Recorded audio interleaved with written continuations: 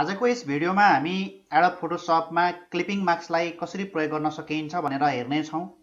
मानौ तपाईले कुनै डिजाइन गर्दै हुनुहुन्छ, डिजाइन गर्ने क्रममा चाहिँ तपाईले आवश्यकता अनुसारको शेप बनाउनु भयो अनि बनाइएको शेप भित्र हामीले पिक्चरहरू कुनै पनि इमेजहरूलाई चाहिँ प्लेस गर्नु पर्यो वा राख्नु पर्यो भने यस्तो कन्डिसनमा हामी क्लिपिङ मार्क्सको प्रयोग गर्न सक्छौं र त्यस्तो कन्डिसनमा क्लिपिङ मार्क्स एकदमै धेरै महत्त्वपूर्ण मानिन्छ। हुन त हामीले बनाइएको शेपमा पिक्चरहरू प्लेस गर्नको लागि हामी अन्य तरिकाहरू पनि प्रयोग गर्न सक्छौं, जुन म तपाईलाई क्लिपिङ मार्क्स र अन्य तरिका प्रयोग गरेर पनि बनाइएको शेप भित्र इमेजहरू कसरी प्लेस गर्ने भन्ने विषयमा यस भिडियोमा देखाउने नै छु। त्यस्तै गरी मानौ तपाईसँग कुनै पनि एउटा ब्याकग्राउन्ड छ वा इमेज छ, त्यो इमेज जस्तो खालको छ त्यस्तै फर्म्याटमा तपाई टेक्स्टको डिजाइन बनाउन चाहनुहुन्छ, अर्थात् तपाई अक्षरलाई चाहिँ ब्याकग्राउन्डको फर्म्याटमा कन्भर्ट गर्न चाहनुहुन्छ भने यो कसरी गर्न सकिन्छ यस विषयमा पनि म आज तपाईलाई यो भिडियोमा देखाउने छु। सुरु गरौँ आजको टपिक्स। यसको लागि हामी सुरुमा फाइलमा जाउँ, त्यस्तै म न्यूमा क्लिक गर्दिन्छु अनि तपाईले आवश्यकता अनुसार साइज लिनु होला। म अहिलेलाई यही साइजलाई ओके गर्दिन्छु। ओके गरिसकेपछि हामी यहाँनिर जाउँ, पेन टुल प्रयोग गरौँ र कुनै एउटा शेप यहाँ बनाऊ। जस्तै म यहाँ क्लिक गर्छु, त्यस्तै यतातिर क्लिक गर्दिन्छु र यहाँ माथि गएर क्लिक गर्दिन्छु अनि यहाँ तल क्लिक गरौँ, त्यस्तै यहाँनिर सिधा क्लिक गरिदिनुस् र यहाँ माथि गएर क्लिक गर्नुस्। सम्झिनुस् अहिले एउटा तपाईले शेप बनाउनु भयो। अब यो शेप जस्तो खालको छ यस्तै खालको चाहिँ शेपमा हाम्रो इमेज यहाँ भित्र प्लेस गर्नु पर्यो भने यो कसरी गर्न सकिन्छ। जस्तै म एउटा इमेज ओपन गर्छु, फाइलमा जाउँ, ओपन गरौँ। ओपन गरिसकेपछि हामी डेस्कटपमा जाउँ, त्यस्तै गरी मसँग यहाँ यो इमेज छ, मैले यसलाई सिलेक्ट गर्छु, ओपन गरिदिन्छु र यो इमेजलाई तपाईले मुभ टुलमा बसेर माउसको लेफ्ट बटन थिचिराखेर यहाँनिर लगेर छोडिदिनु होला। त्यस्तै हामी यसलाई कन्ट्रोल टी गरौँ र किबोर्डबाट शिफ्ट र अल्ट थिचेर अलिकति ठुलो बनाऊ। अब यसो गरिसकेपछि एउटा भनेको तपाईले यो इमेजलाई क्लिपिङ मार्क्स गर्नको लागि यो लेयरमा बसेर राइट क्लिक गर्नु होला, त्यस्तै क्रिएट क्लिपिङ मार्क्स गर्न सक्नुहुन्छ। यहाँ जुन देख्न सक्नुहुन्छ मैले अन्डु गर्दिएँ र क्लिपिङ मार्क्सको सर्टकट की चाहिँ हामी किबोर्डबाट कन्ट्रोल अल्ट जी गर्न सक्छौं। तपाईले यहाँ देख्न सक्नुहुन्छ र तपाई यदि मेनुबाट जान चाहनुहुन्छ भने चाहिँ लेयर मेनुमा जानु होला। लेयर मेनु भित्र गइसकेपछि हामी क्रिएट क्लिपिङ मार्क्स भनेर यहाँनिर देख्न सक्छौं। यसरी पनि तपाई क्लिपिङ मार्क्सलाई प्रयोग गर्न सक्नुहुन्छ। त्यस्तै गरी म तपाईलाई अर्को तरिका प्रयोग गरेर पनि देखाउने छु। जस्तै म अहिले यहाँ जान्छु र यसमा एलिप्स टुल लिन्छु, त्यस्तै मैले यसलाई किबोर्डबाट शिफ्ट थिचेर यसरी सर यहाँ ड्र्याग गरिदिन्छु।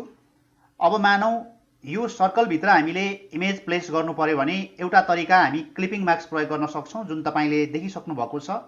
अब अर्को तरिका प्रयोग गरेर हामी यसभित्र इमेजलाई प्लेस गर्ने छौं। जस्तै हामी अहिलेलाई फाइलमा जाउँ, त्यस्तै गरी ओपन गरौँ। ओपन गरिसकेपछि म यसमा सिम्पल एउटा इमेज सिलेक्ट गर्छु र ओपन गरिदिन्छु। ओपन गरिसकेपछि तपाईले यसलाई कन्ट्रोल ए अल सिलेक्सन गर्नु होला, त्यस्तै गरी कन्ट्रोल सी भनेको कपी गर्नु होला र हामी यसमा जाउँ। यसमा गइसकेपछि तपाईले सिम्पल यसलाई कन्ट्रोल थिचेर यहाँ क्लिक गरिदिनु होला वा यो सर्कललाई तपाईले सिलेक्सन गर्नु होला। सिलेक्सन गरिसकेपछि तपाईले किबोर्डबाट कन्ट्रोल शिफ्ट अल्ट भी गरिदिनु होला, अर्थात् तपाईले यहाँ भित्र यो इमेज प्लेस भएको देख्न सक्नुहुन्छ।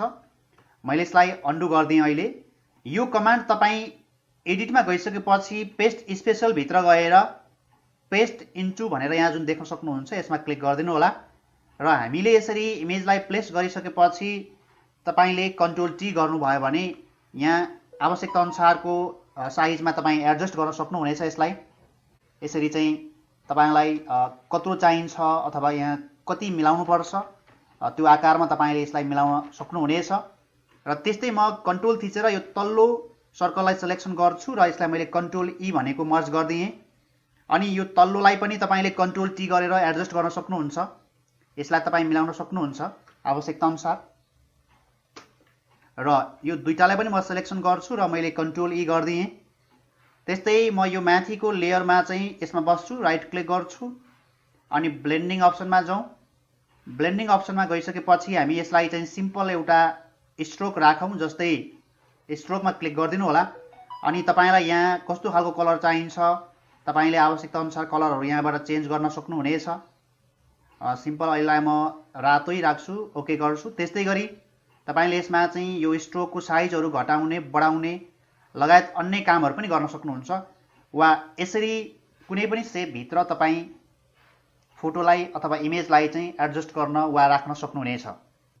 र अर्को चाहिँ तपाई यसैलाई यसरी पनि गर्न सक्नुहुन्छ। जस्तै मानौ तपाईसँग यो इमेज छ, यो इमेजलाई कुनै एउटा सेप भित्र हाल्न अथवा मानौ सर्कल भित्रै हाल्नु पर्यो भने सिम्पल हामी इलिप्टिकल मार्किङ टुल प्रयोग गरौँ अनि तपाईले यसरी सिलेक्ट गर्नु होला। अब सिलेक्सन गरिसकेपछि हामी यो ब्याकग्राउन्डलाई डबल क्लिक गरौँ र ओके गरौँ।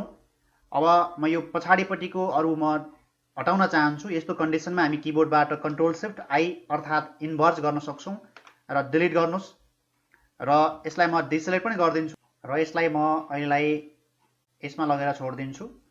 तपाईले यहाँ देख्न सक्नुहुन्छ। यसरी गर्दा चाहिँ तपाईले सुरुमै अब तपाईलाई जति भाग चाहिन्छ त्यतिलाई कन्फर्म गरेर मात्रै गर्नुपर्ने हुन्छ, किनभने हामीले यसरी बाहिरपट्टिको भागलाई डिलिट गरिसकेपछि यो इमेजलाई अब फेरि म अलिकति मिलाउँछु अथवा अझै बढी भाग राख्छु भन्न मिल्दैन। एउटै समस्या चाहिँ यसमा तपाईले यो पाउन सक्नुहुनेछ। अर्को चाहिँ हामी ब्याकग्राउन्ड इमेजबाट टेक्स्टमा कसरी कन्भर्ट गर्ने अर्थात् तपाईको ब्याकग्राउन्ड जस्तो छ त्यस्तै डिजाइनमा टेक्स्टको डिजाइन बनाउनु पर्यो भने यो कसरी बनाउने यस विषयमा हामी हेर्ने छौं। जस्तै म एउटा अहिले तपाईलाई यसैमा देखाउने छु। यसको लागि सुरुमा हामी यहाँ जान्छौं, टाइप होरिजोन्टल टुल प्रयोग गर्नुस्।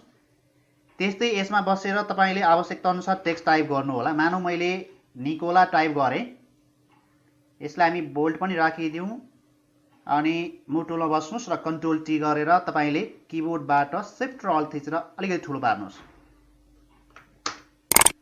यसो गरिसकेपछि यो हाम्रो तल ब्याकग्राउन्ड छ, यसलाई चाहिँ एउटा डुप्लिकेट बनाउनु होला। मानौ मैले यसलाई यहाँ लगेर छोड्दिए, अर्थात् तपाईले किबोर्डबाट कन्ट्रोल जे पनि गर्न सक्नुहुन्छ। र हामी तल्लो ब्याकग्राउन्ड भन्ने लिएर बसौं र यसमा चाहिँ यो व्हाइट कलर फिल गर्दियौं। व्हाइट कलर फिल गर्न वा पछाडिको ब्याक साइडको ब्याकग्राउन्ड कलर फिल गर्नलाई हामी किबोर्डबाट कन्ट्रोल ब्याकस्पेस गर्न सक्छौं। अर्थात् तपाईले चाहिँ कलर फिल गर्न सक्नुहुन्छ। यहाँ देख्न सक्नुहुन्छ, यहाँ हेर्नु होला पछाडि हामीले सेतो कलर फिल गर्यौं। अब भने हामी यो ब्याकग्राउन्डलाई यसरी अलि माथि लैजान्छौं, यसलाई माथि यसरी छोडिदिन्छौं र माथि ब्याकग्राउन्ड राख्नुस् र तलपट्टि अथवा मुनिपट्टि चाहिँ अक्षरलाई राख्नु होला। त्यसपछि यसलाई तपाईले अब कन्ट्रोल अल्ट जी गरिदिनु होला, अर्थात् क्लिपिङ मार्क्सको सर्टकट की प्रयोग गर्न सक्नुहुन्छ। हैन भने राइट क्लिक गरेर तपाईले क्रिएट क्लिपिङ मार्क्स पनि गर्न सक्नुहुन्छ। यसरी पनि गर्न सकियो। यसैलाई हामी अघिको जस्तै गरी कपी गरेर एडिटमा गएर पेस्ट स्पेशलमा पेस्ट इन्टु पनि प्रयोग गर्न सकिन्छ। र त्यसपछि हामी कन्ट्रोल टी गरौँ अनि यसलाई चाहिँ तपाईलाई कस्तो खालको चाहिन्छ, कुन आकारमा चाहिन्छ वा यो डिजाइन तलमाथि अलिकति तपाई मिलाउन चाहनुहुन्छ भने यसरी एडजस्ट पनि गर्न सक्नुहुन्छ। र हामी कन्ट्रोल थिचेर दुईटैलाई सिलेक्सन गरौँ। त्यस्तै कन्ट्रोल ई गरिदिनुस्। कन्ट्रोल ई भनेको चाहिँ मर्ज लेयर भनिन्छ, अर्थात् हामीले जति सिलेक्सन गर्यौं त्यतिलाई मर्ज गर्ने भन्ने बुझिन्छ। त्यस्तै गरी यसलाई म राइट क्लिक गर्दिन्छु, ब्लेन्डिङ अप्सनमा जान्छु। अब तपाईले बेबल एन्ड इम्बोस भित्र जानु होला। त्यसपछि आवश्यकता अनुसारको विभिन्न इफेक्टहरू तपाई यसमा प्रयोग गर्न सक्नुहुन्छ। मानौ अहिलेलाई म यसलाई चाहिँ सिम्पल यसरी टेक्स्टको अलिकति फरक खालको डिजाइन दिन चाहन्छु।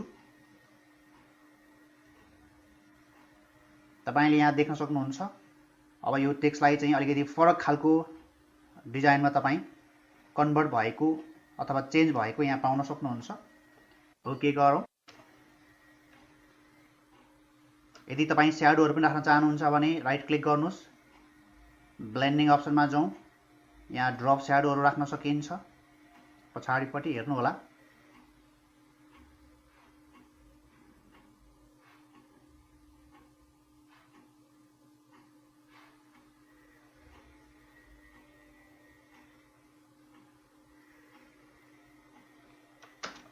यसरी हामी एडोब फोटोशपमा क्लिपिङ मार्क्सलाई प्रयोग गर्न सक्नेछौं। आजको यस भिडियोमा मैले तपाईहरुलाई यति नै देखाउने कोसिस गरे। कृपया तपाईँ यदि हाम्रो च्यानलमा नयाँ हुनुहुन्छ, तपाईँले अहिलेसम्म हाम्रो च्यानललाई सब्स्क्राइब गर्नुभएको छैन भने यस्तै अन्य महत्त्वपूर्ण टिप्सको लागि अथवा यस्तै अन्य महत्त्वपूर्ण भिडियोको लागि तपाईँले हाम्रो च्यानललाई सब्स्क्राइब गर्न नबिर्सनुहोला। त्यस्तै गरी हाम्रो भिडियो मनपर्छ भने लाइक गर्न पनि नबिर्सनुहोला। म अर्को फेरि नयाँ भिडियोको साथमा उपस्थित हुने नै छु। अहिलेलाई भने बिदा चाहन्छु। धन्यवाद।